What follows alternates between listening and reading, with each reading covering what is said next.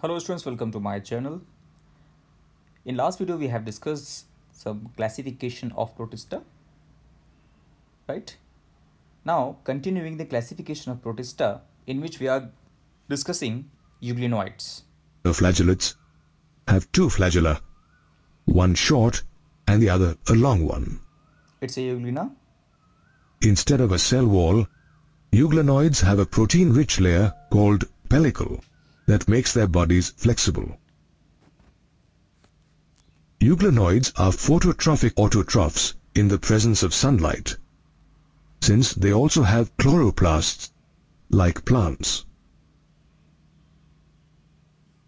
However, they behave as heterotrophs in the absence of sunlight. Note the point. Slime molds, If sunlight is present, they will behave as autotroph. खुद से photosynthesise करेंगे, अपना food बनाएंगे, अंदर ही अंदर glucose बनाएंगे. अगर सनलाइट नहीं है तो यही यूग्लिनोइड्स हेट्रोट्रॉफ बन जाते हैं. इंटरेस्टिंग पॉइंट है.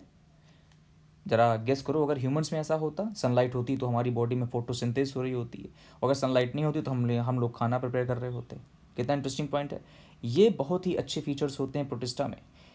ऐसे ऑर्गेनिजम्स हैं जिनमें दो तरह के फीचर होते हैं. फोटोसिंथेसिस भी होता है और हेट्रोट्रॉफिज्म भी होता है.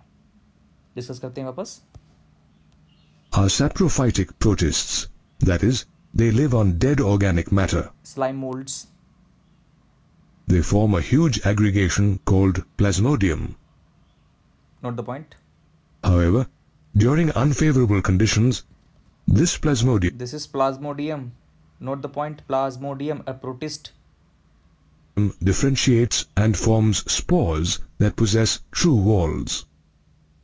These spores are so resistant that they can survive for years under adverse conditions. Protozoans are protists that are believed to be primitive relatives of animals. Did you know that एक interesting point दिया, protozoa. जरा term को फिर से देखें. Protozoa term समझ रहे हैं आप. प्रोटोजोआ, हर एक टर्म का मतलब होता है, राइट. प्रोटो का मतलब ही होता है प्रिमिटिव, बहुत पुराने एंशियंट टाइप के प्रिमिटिव, और जुआ मतलब होता है एनिमल्स, यानी ऐसे एनिमल्स जो बहुत पुराने थे. तो प्रोटोजोआ को जो पहली बार क्लासिफिकेशन किया गया एनिमल्स में, तो protozoa was considered in the classification of animals. लेकिन जब दिखे गए फीचर्स, याद रखेंगे, हम एनिमल्स उन्हीं को बोलेंगे जो मल्टी सेल में काउंट होंगे. सिंगल सेल के ऑर्गेनिजम्स को एनिमल्स में काउंट नहीं करते, and that was the classification criteria. That means animals वही होंगे जो मल्टी सेलुलर फॉर्मेट में होंगे. करेक्ट. ये बहुत इंटरेस्टिंग पॉइंट है. इसीलिए प्रोटोजोआ को, क्योंकि प्रोटोजोआ सिंगल सेल में होते हैं, सारे फीचर्स हैं एनिमल्स के, लेकिन याद रखेंगे मल्टी सेल नहीं है. मल्टी सेल ना होने की वजह से इनको एनिमल्स में क्राइटेरिया नहीं दिया गया. Correct.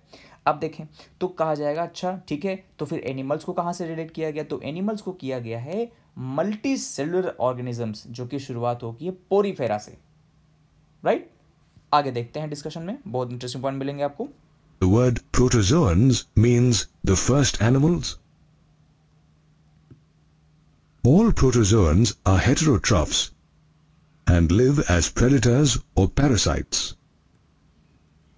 They can be classified into four types: amoeboid protozoans, flagellated protozoans, ciliated protozoans, and sporozoans. Out of these, amoeboid protozoans are found in fresh water, marine water, as well as moist soils. They use false feet called pseudopodia to move and capture their prey. Some amoeboids, like entamoeba, are parasites. Flagellated protozoans, as the name suggests, have flagella. They can be either free-living or parasitic. Some parasites, like trypanosoma, can also cause diseases like sleeping sickness. Ciliated protozoans, like Paramecium, can be found at almost all places where there is water. They are very active since they possess thousands of cilia. You know cilia? इसलिए क्या होते हैं, ये इनके locomotion के लिए important, जो term बहुत इंपॉर्टेंट होते हैं टर्म्स। मैंने बोला लोकोमोशन, ध्यान समझना, एक ऐसा मोशन जिसकी वजह से आपका लोकेशन चेंज हो जाए, राइट। तो इनका लोकोमोशन टर्म देंगे। Movement is different, locomotion is different, right, क्योंकि मूवमेंट तो प्लांट्स में भी होता है ना, लेकिन मूवमेंट में आपकी लोकेशन चेंज नहीं होती है। तो जहाँ लोकोमोशन की बात की जाएगी वहाँ पे इन सब की बात की जाएगी, ठीक है ना, जो कि एनिमल्स कैटेगरी में रखे जाते हैं। ध्यान से सुनना, हमने बोला एनिमल्स कैटेगरी में रख सकते थे, लेकिन जो अभी प्राइमरी हमारा जो कंसर्न है एनिमल किंगडम में अगर हम रखेंगे तो फिलहाल इनको एनिमल में नहीं रखा गया है। हम बेशक इनको बोलते हैं, विदाउट एनी डाउट बोलते हैं प्रोटोजोआ, क्योंकि प्रोटोजोआ एग्जैक्टली टर्म क्या डिफाइन करता है, प्रिमिटिव एनिमल्स। जूअन्स का मतलब ही होता है एनिमल्स, लेकिन फिर भी इसे हम एनिमल्स में नहीं रखेंगे। याद रखेंगे इसे, पॉइंट्स को मेरे बहुत अच्छे समझना। प्रोटोजोआ को फर्स्ट एनिमल कहा जाता है, लेकिन उसको एग्जैक्टली एनिमल्स में पुट नहीं करते because of the single cellular organismic property. Clear हुआ? To become an animal any organism has to be a multicell one. Clear? Next point, बहुत अच्छे से देखेंगे इसे। It is the coordinated movement of these cilia that steers the water containing their food into their gullet. The gullet is a cavity that opens to the outside of the cell surface. Lastly, sporozoans are organisms that have an infectious spore-like stage in their life cycle. Sporozoa, Plasmodium is the most famous sporozoan. ये देखें क्या नाम लिया, Plasmodium. आप जानते हैं ना malaria किससे होता है, प्लाज्मोडियम वाइवेक्स जिसको पढ़ा जाता है।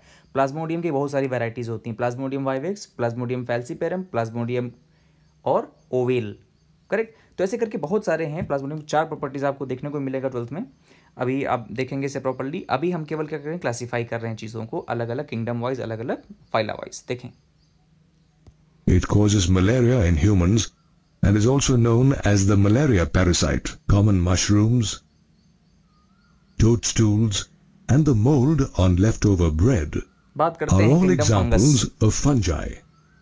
Fungi can be found everywhere. In water, air, ये फंगस चल रहा है। soil, plants, and animals. While there are some fungi like Puccinia that can cause diseases like wheat rust in plants, there are also some like Penicillium that provide us with antibiotics. With the exception of yeasts, which are unicellular, Not the point. fungi are usually filamentous. East ऐसा fungus है जो कि single cell form में रहता है, मतलब एक ही cell की बॉडी है उसकी, समझ लो। लेकिन जो बाकी फंगस है वो क्या है, फिलामेंटस, यानी मल्टी सेल कह लो, फिलामेंट बना के रहते हैं। Fungi consist of long, slender, thread-like structures called hyphae. Fungus के लंबे लंबे धागे जैसे होते हैं, आपको दिख रहा होगा स्क्रीन पे। ये जो लंबे लंबे धागे बन रहे हैं क्या होते हैं, इनको हाइफी बोलते हैं। ये एक तरह का नेटवर्क बनाते हैं। बहुत सारे क्लासिफिकेशन हैं, बहुत सारे स्टडी में हम अभी डिस्कस करेंगे कि हमारी लाइफ कैसे फंगस से क्रिएट होती है। देखते हैं अभी कैसे। A network of hyphae is known as mycelium. Mycelium, There are 2 types of hyphae. The first type is made up of continuous tubes filled with multinucleated cytoplasm and is called cenocytic hyphae. The second type of hyphae has septae or cross walls. Apart from hyphae, fungi are distinguished by their cell walls, which are made of chitin and polysaccharides. Note the point. Fungus की जो cell wall है, मान लो ये पूरी पूरी cell बनी हुई है, राइट, ये सेल है इसकी। मैं ज़रा दूसरे कलर से इसको रिप्रेजेंट कर दूं। इंटरेस्टिंग पॉइंट्स हैं यहाँ पर, अच्छे समझेंगे इसे। ये मान लो इसकी सेल वॉल है, ये एक पूरा कंप्लीट सेल है लंबा सा। 2 टाइप के हाइफी आप देख रहे हैं, एक नाम दिया सीनोसिटिक, एक बोला सेप्टेट। अब मैं 2 टर्म पहले समझा देता हूँ, फिर बाद में सेल वॉल की बात करते हैं। जब भी बात करेंगे सीनोसिटिक, समझो बात को, ये मान लो एक सेल है पूरी लंबा सा, और इस सेल में खूब सारे क्या है, न्यूक्लियस बिखरे हुए हैं ऐसे से, राइट। तो क्या बोल दिया, सीनोसिटिक, मतलब यहाँ पर कोई भी बीच में गैप नहीं है। अब मैंने बोला सेप्टेट, सेल तो होगा और बीच में ऐसे ऐसे वॉल्स होंगे, जो वॉल्स होंगे इनमें बीच में क्या होंगे, न्यूक्लियस होंगे। तो दोनों फर्क है ना। इसको बोल दिया सिनोसिटिक, इसको बोल दिया septate. These are called the septum. Septum का मतलब ही होता है एक तरह का ब्रिज, तो बीच में ब्रिज बन रहे होंगे। तो दो टाइप के यहाँ पे सेल हम देखेंगे, दो टाइप के हाइफी देख रहे हैं आप, सिनोसिटिक और septate. सिनोसिटिक।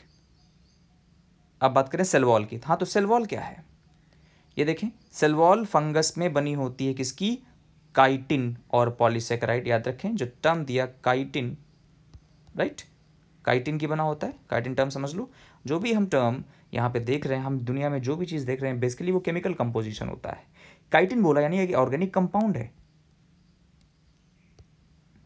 Fungi are heterotrophic. Fungi that absorb organic matter from dead substrates are called saprophytes. Fungi which depend on living plants and animals are called parasites. Note the point. Some fungi are associated with other organisms in mutually beneficial relationships. For example, बहुत interesting point दिया। एक हम बोल रहे हैं कि कुछ fungus होते हैं जो सेप्रोफाइट होते हैं, मतलब सेप्रोफाइट, सेप्रो मतलब वो डेड और डिकेइंग मैटर में आराम से उगते रहते हैं, वो आराम से उनका न्यूट्रिशन मिलता रहता है। एक हमने बोला कि फंगस कुछ ऐसे होते हैं जो, देखो ये हेट्रोट्रॉफ है, अंडरस्टूड है। हेट्रोट्रॉफ में तीन कैटेगराइज कर दिया, तीन तरह से कैटेगराइज कर दिया। एक वो सेप्रोफाइट कि डेड और डिकेइंग ऑर्गेनिज्म में, ऑर्गेनिक मैटर में पड़े रहते हैं, ये ज़मीन में उगाते हैं, किसी डेड वुड में उग जाएंगे, ठीक है ना। कोई बड़े बड़े ट्री होते हैं, उनके नीचे जो जहाँ से रूट होती ज़मीन में जुड़ी हुई थी, जहाँ भी ह्यूमस हल्का सा भी मॉइस्चर होगा वहाँ भी उग जाते हैं। इवन कुछ लोगों के वॉशरूम में देखा होगा, जो भी लकड़ी के दरवाजे होंगे, नीचे से जहाँ पानी ज़्यादा पड़ता है वहाँ पे फंगस उग जाता है, करेक्ट। तो क्या है, ये फंगस है। एक टर्म दिया, ये पैरासिटिक होते हैं। पैरासिटिक का मतलब हुआ, पैरासिटिक का सिंपली मतलब हुआ कि लिविंग बॉडी में उग जाएं। जैसे कुछ लोगों के फंगस हो जाता है बॉडी में, राइट। कुछ तो ऐसे केसेज हैं, कुछ लोगों की हेयर फॉल हो जाते हैं, तो पता चलता है कि उनको फंगस डिजीज थी, यानी कि हेड में भी फंगस आ जाता है। तो फंगस कहीं भी हो सकता है, अंडरस्टूड है।